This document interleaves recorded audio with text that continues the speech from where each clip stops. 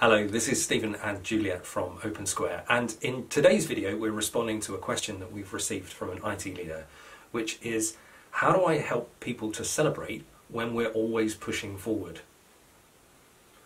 I recognise this pattern, or I see this often, especially when you get into a team that's being quite successful, or you've got teams that have been engaged in something quite ambitious.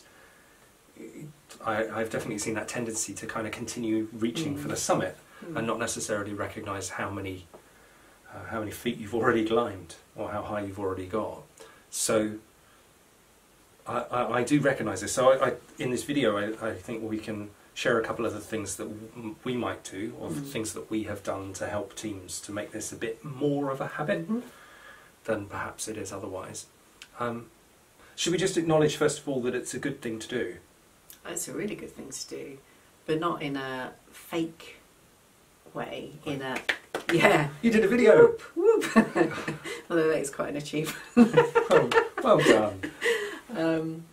But in a meaningful way, and make it meaningful, yeah. Make it recognisable. I'm not talking about, having a week off because you've achieved something, but making sure those micro steps of progress are recognised. As you said, particularly large-scale transformation or change that you're going through, it's really important to help your team understand that progress is being made and you're moving forward.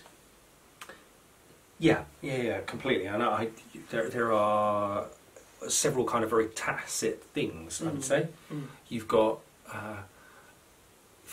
a risk with individuals if you don't celebrate what has been happening. People might feel like they're neglected. A feeling of achievement links directly to feelings of self-esteem for a lot of people. So being able to call those out is very helpful. It allows you to speak with confidence about where you are actually getting to, because you're calling out the things that really matter. So your dialogue about what your team are doing and what value they're adding is amplified. That will help you when you're hiring. Here are some of the things that we've achieved over the last period, and this is where we're now going. Exactly. I want to be part of that team. Exactly, and actually when you're in the hiring cycle, to be able to talk about how you've celebrated those things as well can be a really good, really positive thing. I suppose I've seen I know what you mean about making it meaningful, because there's a little bit of a kind of a clappy, fake thing that you can see, and I think that's where you get a lot of the feelings of kind of the sneers you might get, and the feeling of embarrassment for celebrating anything comes a bit from that judgment of all celebration is just a bit soft, isn't it? So coming back to our point, if we're saying we want to be focusing on and celebrating things that are meaningful and making sure that we do that, practically what do? How do we help a team or a group of people to celebrate? Do we do something formal, or do we just get on with it? I think it depends.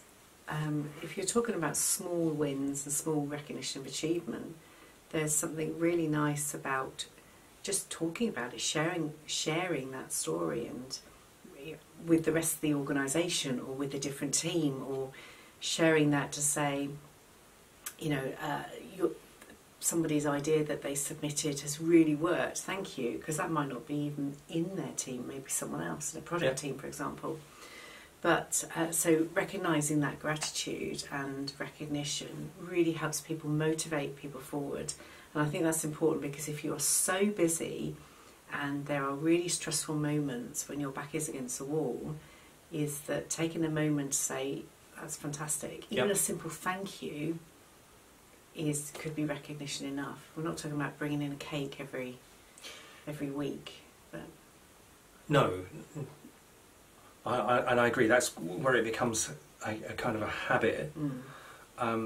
One good practice that you can start to do is actually to make this a theme at your regular catch-ups. So if you've got a weekly session, for example, some people even go as far as having a weekly wins session where they invite people from across the organisation to just come along and talk about things that they've achieved in that week. That's great. And it's that's a great thing to do on a Friday afternoon, because you send everybody on a Friday into a kind of a wow, real high. a nice high to end the week. So that's one way of doing it. for certain. Another technique that I use quite often is to compare retrospectives over a period of time. It's one of the things that teams often miss. So while you're pushing really hard to get all this product out over here, at the same time, the way that you're doing that is changing and adapting. Yeah. And I don't see very many teams going back. So a simple exercise is just to look at the results of a retro about where you are, and then find one from 3 months ago or something like that, and just compare. And typically you'll see some kind of significant delta between those two. Certainly if your retros have been working well, there'll be a decent delta between the two, and that's a wonderful moment where you can go, wow, we don't recognise ourselves, we've moved on so far. I think that's the block I see often in people when they talk about, I want to help my team celebrate more. They imagine perhaps that there's some kind of highfalutin, fancy, there's a training course you can go on to help your team celebrate. Where the truth is, it's different everywhere. And I would encourage you to do the kind of things I've been talking about here, to begin to experiment with it and see how it lands.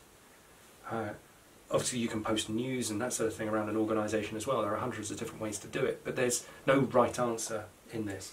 No, and I think that the challenge with posting news is it becomes lost in all the busyness and the noise and the communication that everything else happens. But when we talked earlier about making it meaningful, you know, it's all about timing too. So don't wait a month to celebrate, or, you know, if you're having Win Friday and you're waiting, let's not celebrate till Friday because that's when we're going to talk about our wins. Actually, you might need to just recognise it there and then, and that's why I talk about a simple thank you sometimes. It's meaningful, and say, look, give that feedback as meaningful. Thank you, because of this, you achieved this, or we were able to do this. So walking around saying pat on the back and saying thank you doesn't necessarily give that meaningful response or that recognition. But you need to try some things because it really does depend on the team. Yeah, indeed. And also check in on your motivation for it as well. If you want to increase the amount of celebration, you may not quite agree with our definition on why it's important to celebrate. But then you can, if you have that outcome in your mind, you can kind of, as you try things, begin to track and see whether or not that made any impact. So because we're celebrating, we want people to such and such. We want it may even be an indicator in a regular survey, for example, that you're trying to shift. But then that gives you some kind of anchor point when you're thinking about it. I think it's a great idea, because when transformations are long and they are continuous, you never stop. So you may get to a point, but then if that's 2 years down the line, you'll be moving it on anyway. You'll be stretching it even further and seeing what else you can achieve. So being able to, the ability to look back in whatever you're doing on a survey or customer feedback or a Trustpilot rating or whatever it is, and then look into where you are now. Sometimes you need to have those data points in the organisation.